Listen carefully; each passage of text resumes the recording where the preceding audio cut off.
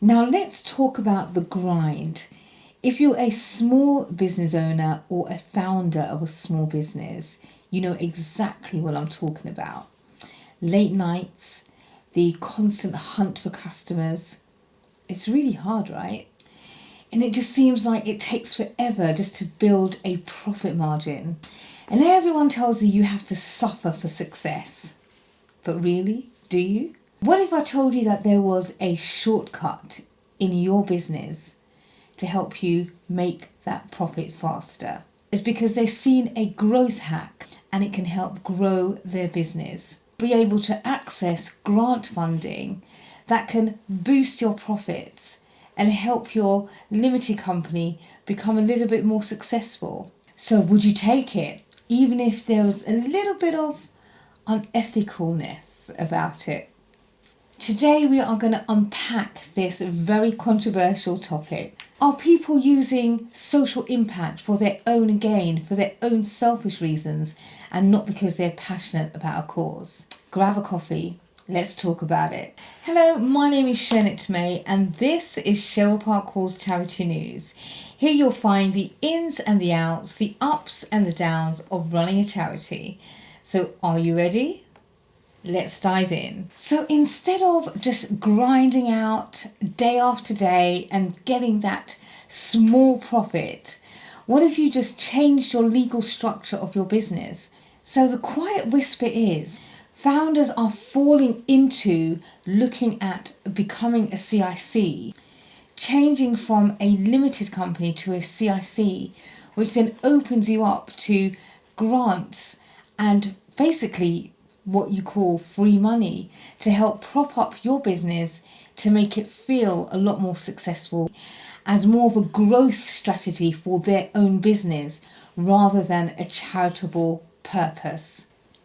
So what is a CIC? A CIC is an abbreviation for Community Interest Company, which in effect is a limited company that has a social enterprise arm. Is converting your limited company simply an entrepreneurial stroke of genius? Or is it an ethical minefield? Are people using social impact as a strategy, a game for their own selfish gain? It seems like a fast track to business growth and you can skip the queue. So why wouldn't you take it? Are limited company owners just becoming lazy? Over the past few years, there has been a significant spike in companies changing their legal structure from a limited or any other legal structure into a CIC. Now let's dial it back and let's give you some history about a CIC and where it all began. Now Tony Blair, if you remember him, he was obsessed with marrying capitalist market forces with social justice. Now at the time, if you wanted to start an organisation that did good, the UK legal structure was really only two choices. Choice A, you started a charity. Now starting a charity is no mean feat. Even though there were benefits to setting up a charity, you couldn't trade easily, you couldn't take out commercial loans, and worst of all for an entrepreneur, charity trustees are volunteers, so you are not legally allowed to pay yourself a salary. And option B would be to be a limited company. But if you wanted to do something for good, it was really hard to get the trust of people, because if you are a limited company and you say, oh, give us money to do something for good, people would be very skeptical of you and wouldn't really easily give money over to support you. So a prominent charity lawyer named Stephen Lloyd, I don't think he's any relation to the Lloyds Bank, rumour has it he sat in a London wine bar over a bottle of claret and formed a plan, which is a structure that would allow you to act as a business but also do good, allowing you to keep control of your business and allowing you to actually pay yourself. So in 2005, the government listened and they formed a CIC and made it a legal structure. So that's the background. Now to keep it really honest, they added two major guardrails with CICs. So every year you have to prove to an independent governing body that you are doing charitable causes. And the other guardrail is something called the asset lock.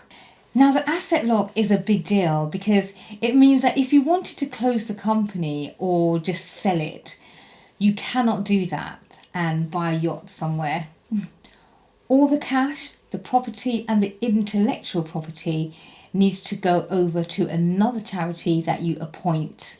So the government's goal was simple. It's to basically encourage social enterprise and to stop relying on grant funding like a charity, and they could trade like a real business.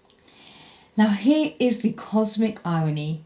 20 years later, the exact opposite is happening. Today, founders are turning to CICs not to stop relying on grants, but simply to receive grants in order to stop their fledgling limited company from failing. So they're doing this purely to get grants. Now, from a founder's perspective, you've been grinding for 2 years, you've been struggling with this company, you're really trying to make it work, you're doing everything that it says in the textbook, but you're still struggling with your company. And just changing your limited company into a CIC will make a massive difference for you, as suddenly a universe of grant funding is available to you, which is non-repayable. There are corporate social responsibility grants out there worth millions. So you think it's easier than grinding. On paper, it looks like a great option for you to scale your business, finally. Because unlocking that funding can really fast track your business. So there is a valid argument to say, why the hell not? And if the community ultimately benefits, who's losing? It's just a smart survivalist business strategy. But if we are still helping the community, who cares why we're doing it, right?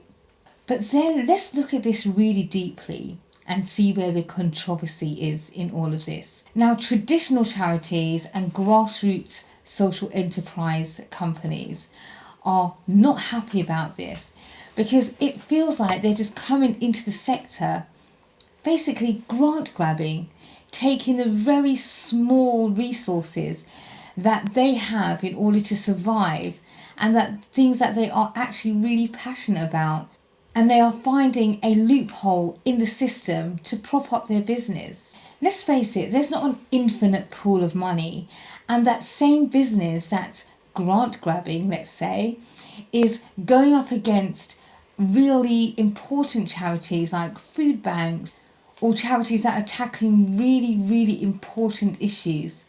So is there fairness in that? Some purists argue that the CIC is basically a wolf in sheep's clothing. It's a marketing gimmick and can really dilute the public's trust. And it takes resources away from organisations that are purely there to serve the community. And for what reason? Just so that a founder can really prevent the all-time grind of starting a business. So what's right? Is it a savvy business move or an ethical compromise? Now, before you all rush out and decide that, oh, I'm going to set up a CIC, it's not an easy fix for you, and here's why. Now, every charity knows receiving grant funding isn't free money. You can't just receive £50,000 and say, oh my goodness, I'm going to use it on Facebook ads to grow my business and scale what I'm doing. No. What you need to do is you need to track every penny and make sure that grant that you have received is actually used for the purpose that it was intended to. You have to prove exactly how that money is spent, and then you become a slave to paperwork. And don't forget about the asset lock. So if you invented an amazing piece of software under a CIC, you've got to understand that you don't own it anymore. The company owns it. And again, remember, you cannot sell your business. It has to be given over to another charity. And yes, you can pay yourself a salary for as long as you are working there, but what is your exit strategy? The big payday as an entrepreneur is taken off the table with a CIC. Are you changing the commercial grind for bureaucracy? Is it worth it? Now, the line between a savvy business decision and the ethical violation is razor thin. Restructuring your business to survive is smart, but if the only reason why you're doing it is to treat grant funding like a personal ATM without genuinely caring about the community, the system will eventually catch up with you. If you're really passionate about doing good, do you really need to change your limited company to a CIC? What is your real motivation? But I want to hear from you. If you're a founder, would you do this? Do you think it's fair game?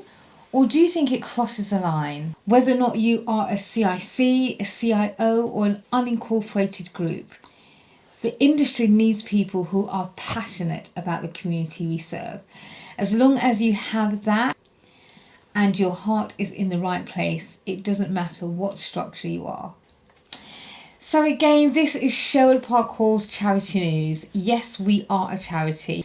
And if you'd like to support us, we are doing a fundraiser on July the 18th, right here at Sherwood Park Hall. Come and see my studio. And thanks for listening to today's episode. And don't forget to hit that subscribe button, leave a review. Thank you for watching, and I'll see you on the next one.